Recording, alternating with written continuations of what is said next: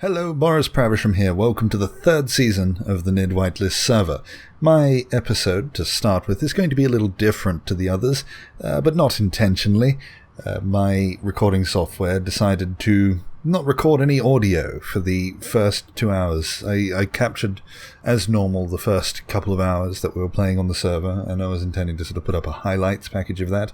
But if you want to see that, then Anubis, Sal, Minty, they'll all have their perspectives. And the perspectives will be a little bit more important this season because we have a planet down there. And you'll see there's a waypoint there where it says planet. At that point, there is another group of people. At the moment, Anubis, Minty, Apple, and Nordic are all down there on the planet's surface. And myself, Spider-Man, who's right there, and Sal, who's not on at the moment, just Minty and Spider-Man are on now. They are all up here, and Mir as well, but Mir's computer's dead, so he's not playing right now, but he'll be in space too. Not permanently. The idea is we split apart, we'll work together as groups, we'll put together the equipment necessary to meet each other. So we will, up here, what we're working on now is the ability to enter the planet's atmosphere successfully, and they down there, well, they're supposed to be working on a way to launch up to us, but they're having a little bit of a problem with the whole meeting up thing at that point. So you can see this on their channels, but Anubis crash landed on the other side of the planet. He's on the dark side compared to now. Minty, I think, is off sort of the top right, up that way, but I'm not entirely sure. Actually, that could have changed because he tried to land again, another planetary lander today. Yesterday, he actually ran 23 kilometers on foot on the planet. That's all he spent the first session doing, which, that was just silly. By yesterday, I mean the first day of play. And, yeah, he was determined to make it there on foot. Apple managed to land at the point there, but he destroyed the med base. The others couldn't meet up there, so he started to build a ship from the remains to go and collect Minty, while Anubis started to build his own little base. But you can go see theirs to see how that ends up. But yeah, up here we've had a less eventful start. Because it's just building in space. We've done this so many times before. It's easy. I got this set up in 3 hours. It's got everything we need in here. So it's a projection. I've got this thing set up, but just built it quickly. It's another one of the things where I just sort of slapped it together roughly, and it seems to have worked all right. So it was just a projection on a little basic platform that we built. There's oxygen in here. So we should probably use the... Sorry about the wonky camera. I slow down my mouse sensitivity so that my video is not like this, and it makes it difficult to target things. So in here... yeah, so it's this corner here. We just kind of build from the med bay over into here. You know, cargo container, reactor, then you build a refinery, and then you build an assembler, and then you sort of just go from one corner to the next as you progress, and you build what you need. Back here we've got the oxygen system. All this extra piping is due to my poor design of putting the med bay in this corner, and Spider-Man wanted to be able to get oxygen from it, so he is in the process of connecting it up to the oxygen generator. Yeah, that was apparently the easiest way to do it. There's a hangar bay door there. I'm not entirely sure why. I thought I could build a little ship here, but so far we found it easier just to build it outside, which is what I'm doing. I'm in the process of building a little welding ship, and I'm not actually sure what Spider-Man's doing up above, so I'll just quickly have a little look at that. So he's built a drilling ship there, which is, that's where we've got all the resources so far, and it's got this little thing. We've got atmospheric thrusters there and there, so I'm assuming this is a little lander to try and drop the much needed resources down to them, because a little counterintuitively, and I'm sure you know this already if you've played a little bit of Space Engineers, starting on a planet isn't necessarily the easiest thing. Starting in space is so much easier, and I think they're in need of a bit of a helping hand down there. So that's what we're intending to do. And Sal's just built this little tiny thing down here. It's been mostly uneventful so far, but I should probably fill you in if you've not watched any of this before. I know I've got a whole bunch of new subscribers from different series, so if you don't know what the Whitelist server is, there's a little sort of subgroup of the Nidd called the Nidd Tubers. We're sort of an application-only YouTube group. We work together really closely, we record constantly together. We make things that wouldn't otherwise be possible without a group of such like-minded people. This Whitelist server it's not particularly well named, but it's kind of a carryover from what it used to be. It's a building server for just us. So for those of us who like to do these little Let's Plays, or not just Let's Plays, but building series. So we build something and show it off on camera. We challenge ourselves to do different things. And this series, we're trying, I guess, to be a little bit smaller and more efficient, because I've been playing it more or less like how I used to play Minecraft, is to do these massive big structures that were great for the sake of video, because I could have multiple different builds going on at once, and these builds can go on for months. That sort of playstyle doesn't really suit space engineers, so the challenge here for me is to build small, to build compact, which I already kind of haven't done with this. This isn't the most efficient design. It's also not the most aesthetically pleasing, so it's not... all these struts down here are because to start with I only had one just strut. It was actually that one connected into the asteroid, and I came very close to shearing it, which means the whole thing would have just floated off into space. So I've kind of added a few redundancies. So the big plan is to get down there. I've actually got a few different blueprints of things that I've made. We're going to, in order to keep it small and to keep this world going as long as possible, we're going to try and, I guess, specialize in different things, so that way we won't have all of us having big drilling ships.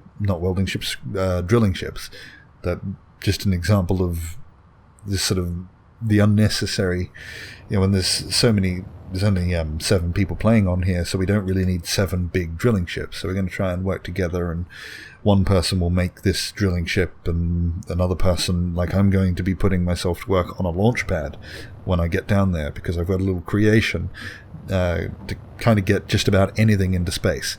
You attach it to your thing, it'll put you in space, and you won't have to burn any fuel on the way. And then the little booster thing that you put yourself on will return to base, and they're small, easy to build. So that will be my task when I get down there, and hopefully I can then create a link with a little mining outpost up here, with autopilot, although I'm having real problems getting the autopilot to dock itself properly. We're having quite a few problems with little bugs. Nothing game-breaking, just lots of little things that make it very difficult, and I'm constantly having to relog every session many times, because little things like blocks becoming invisible. Anubis is having the falling through the world problem. He's fallen into the middle of the world a few times. The control panel menu is pretty bad right now. Things are going missing. Things aren't organizing themselves properly. The reason I bring up the bugs is because this is a more important season than normal, especially for people watching who want to play Space Engineers with the Nidd as a whole, because I'm using this as a test world to see if the game could possibly handle a public world, because it hasn't been handling 7 people playing together. So having more people, not necessarily working as closely together, building a lot more stuff, especially people who will log in and play for a couple of days and then leave all their stuff behind, that kind of thing. I never really wanted to just make another standard public server. That's never really interested me, just to do the same as the hundreds of options out there already. I don't want to just have a blank server that you come on and then 3 days later it'll be wiped. I mean, I guess we could provide that in the meantime if there's enough people that really want that. So being able to get the first, month or so of what the Land of Nidd was, that'd be great again. And that's what we're testing here to see if it could possibly sustain that. Right now it's 50-50, so I guess we'll see as the season progresses, as I make more and more episodes. Just keep kind of updating you on the stability of the game, because this is this kind of world is a pretty good test run of the things. We do sort of put it through its paces. So yeah, I'll just keep you abreast of that, how that's going, whether or not I think we could possibly get that happening. Anyway, that's just a little update of what's happened so far. I will play for a few more days and then come back and show you what's happened then. It's a couple of days later. I'm recording this during the day, so there's going to be some other sounds, predominantly birds and other banging and cars and all that kind of thing. But I wanted to record now rather than wait. It'll be a few days before this goes out, so I'll be a bit further along by the time you see this. But I just wanted to, cover the little things. Rather than sort of just gloss over them. Space Engineers has been somewhat broken. The inventory system and that sort of wasn't working. It's kind of been fixed up today. They released first a fix that did nothing, and then another fix that seems to have fixed the inventory thing, but there's still a million different bugs that kind of get in the way. I used this little thing, projector on the end, and I made a welding ship. That's it down there. This is one of the things I've never particularly been interested in building in Space Engineers are utility ships. I've always found them just to be a bit of a chore. So I literally just went straight on the workshop, typed in welding ship, and this popped up. And I quite like the sort of the slightly different. Normally it's like a couple of prongs out the front, but I like the kind of wall so you could fly and go along. 'Cause I have never actually found a use for a welding ship yet. Perhaps it's because, I mostly play on this Whitelist server and we have the welding speed turned up a fair amount. This time it's only up by 5 or 7, I forget which one. It used to be 10, so we have turned that down a little bit. But even now, I still haven't really found a purpose for a welding ship. And that includes this one. I thought this might be a little bit different because it has this little wall. I can count up all the blocks that I want to weld. I can put the exact amounts in the welder and then just sort of glide across them. But I find that you don't have the same maneuverability with the character, and just generally having to keep it stocked up, and like I'll weld things and then come back and find out that the bit right in the middle of the blueprint hasn't been welded because one of the components was missing. Things like that. So I'm just not sold on the concept of a welding ship yet. So much so that I built this little end here, which is why that's also a problem with a welding ship. Welders in general, they tend to be dangerous if you don't turn them off. So we just got to get back out there. I started to... The idea was... First I brought in that blueprint of the scaffolding you saw in the background, which I'll explain in a bit. It was the larger... I've actually made 2 ships that are sort of re-entry capable, and I'm trying to make them autopilotable into the atmosphere, which is quite difficult because I've had so many different ships where I've just been testing out the autopilot and they'll come in upside down and just burn up, blow up, put craters everywhere, and so I'm trying to make something that is autopilotable down to the surface so that it can have just a resource run that's semi-automated. You can't get it to be fully automated, but I would like to just be able to set a ship off from here and have it turn up at a point down on the surface. So I've just been playing with this. It's not at all a nice looking ship. It's just functionality, just plopping things on until they go. And it was a lot bigger. I have a tendency when I'm in creative to make these big things, then get into survival and realize that's going to take a good week to build. So this is the small version. It's called I just give my ships human names. This one's called the Tina. No idea why. It's actually the little Tina, because this is the small version of the big one I built, and I put the big blueprint in. Spider-Man saw it and said, "Oh God, am I going to have to help you build that?" So I went back, made it a bit smaller. It's still quite big. It's still a bit annoying to build, especially this early on. I've had to make, I'm up to 7 mining trips now just to fund this excursion, but I think I have enough for the rest. This little bit you can see that's welded up on the end here with the solar panels. I don't really know if those solar panels are going to do anything. There was just an empty spot there. It didn't quite look right, so I plopped down some solar panels. Thought, why not? Then there's these thrusters, how they're all built and everything else isn't. That's the little bit that I did with that welding ship before I got frustrated. Also, one of the things blew up, and yeah, I just don't like welding ships. I did that little bit. It took me the same time to do that little bit with a welding ship and to get all the resources in there and count everything and make sure nothing was going to be done than it did to do the rest by hand. So I went through... small ships are really finicky. Doing that in a projection wasn't easy. Not without... I guess like if you have an automated system, you can sort of 3D print that out pretty quickly. But when you're doing it by hand, all the tiny little blocks that are in between, and yeah, that's just tricky. The big ones aren't. I tend to just go through, weld up all the steel stuff, just have inventories full of steel, go back again and again and again. I guess that would be another thing, the inventory size. This time it's only 5 times on this one. It used to be 10 as well, and I'm kind of wishing I reduced it even a little bit more, because it makes inventory, like cargo containers, actually useful. If you've got it on such a high number, then you only need 1 cargo container ever, really.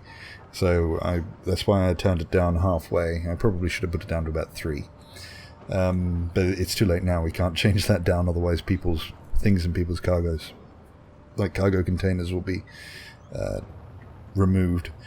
Either that, or one time it didn't remove them, but it was bugged and it wouldn't. What? It was odd. Anyway, yeah. So this is the rest. Yeah. So the steel stuff welded up, and then I went through, put down the scaffolding for all the little things and the interior plates, and then I did some construction components. Things like lights required construction components. Basically, I put down the first thing in the list. See, the first thing in the list down the bottom there is a steel plate. So that's what I do. I go through and then I just go component by component and just do a sweep from front to back over and over until it's all done. And it doesn't actually take that long. You know, just to get it to this stage, it's been 45 minutes now. So that's not too bad. What was I going to say next?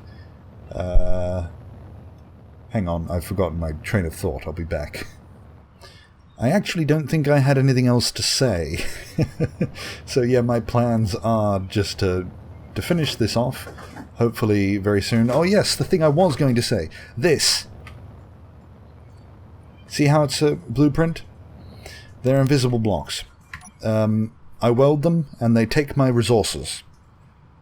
And they don't appear.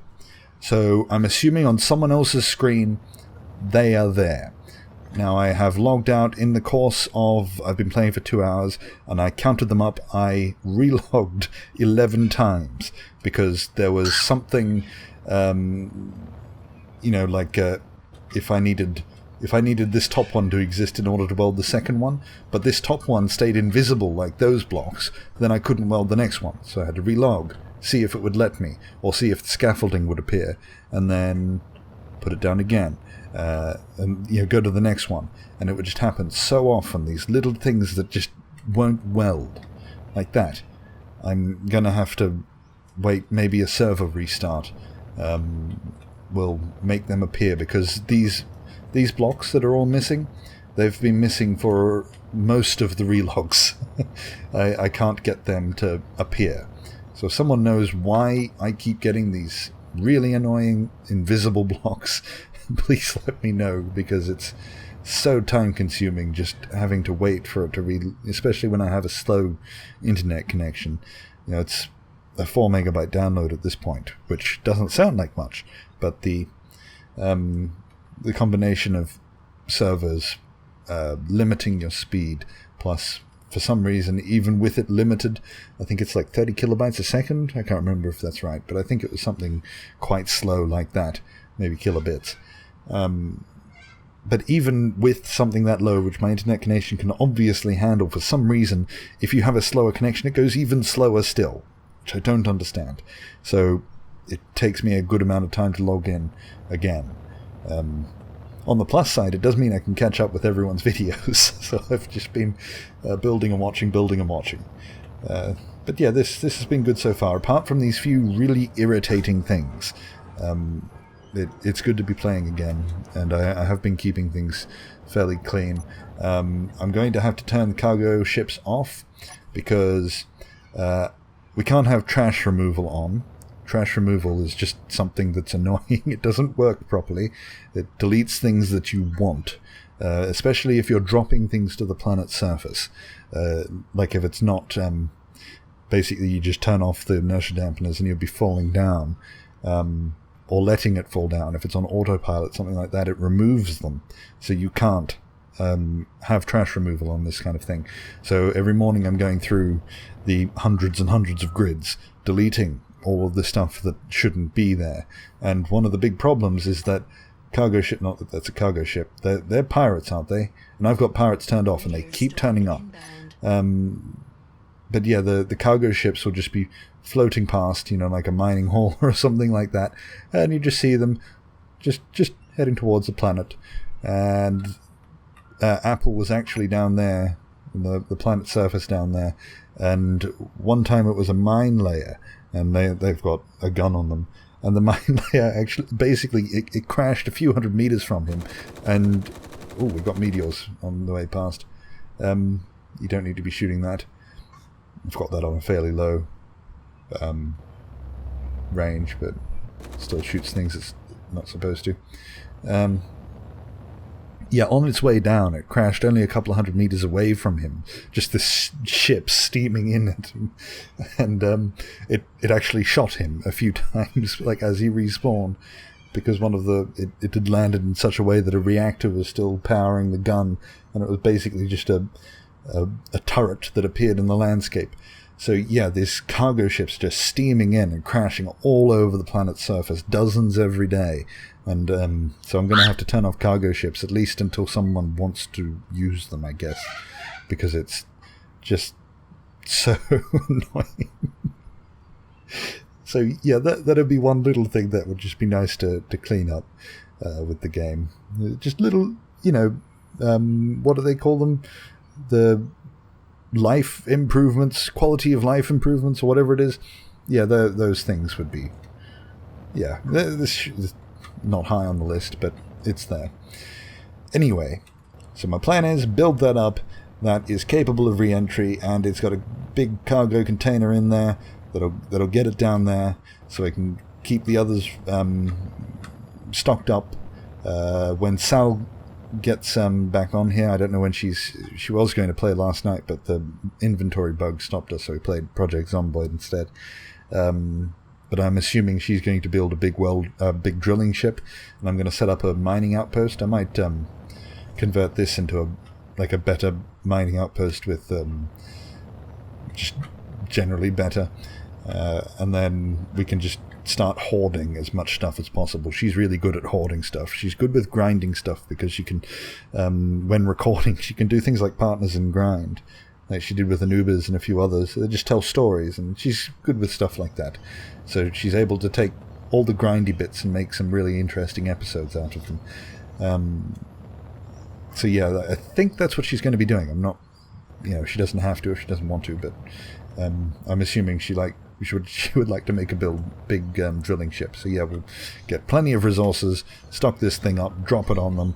They'll have plenty of stuff to go from, and then at some point I'm going to go down there and build a launch pad, because I've got all that stuff ready to go, and I think it's going to make a good couple of episodes. So hopefully by the next time we come back, although it's going to be a bit tricky, I've gone over my time limit, I know, but it's going to be a bit tricky because I'm going to try and have one single player and one multiplayer episode a week. Maybe not always. I'm going to try and spread it out a bit so we don't have the same problem with the last one where I was releasing 4 episodes every week for 3 weeks, and then all of a sudden I didn't have anything. So yeah, I'm going to try and keep them consistent. 1 single player, 1 multiplayer, or maybe a few multiplayer, depending on how much we record and if I have to get it out so that it's not... Thank you, Bed. This is why I don't record in the day. So yeah, I'm going to go with 1 single player and 1 or maybe more multiplayer ones, depending on how they turn out. Maybe they're better in bulk. Yeah, depends how we record things, I guess. I'm going to stipulate that, in the description of the episode. So if you only want to watch single player stuff, only want to watch multiplayer stuff, you can do that. But right now, I don't know how much I'm going to be sort of recording and playing in one hit. So we may come back next time and this will be complete, or maybe we'll come back and do something completely different and this will just sit here for another few days. But my plan is to actually finish projects rather than, do this, leave it sitting here with all the scaffolding and then go, ooh, something shiny, let's go do that. I'm going to finish this thing and do one thing at a time. Hopefully that'll be better both to play and to watch. I'll be a bit more satisfied when we have to call an end to this server. So thank you for watching. Sorry for going a bit over time and for it not being quite the normal first episode. I'm sure there'll be some multiplayer stuff coming soon. So goodbye.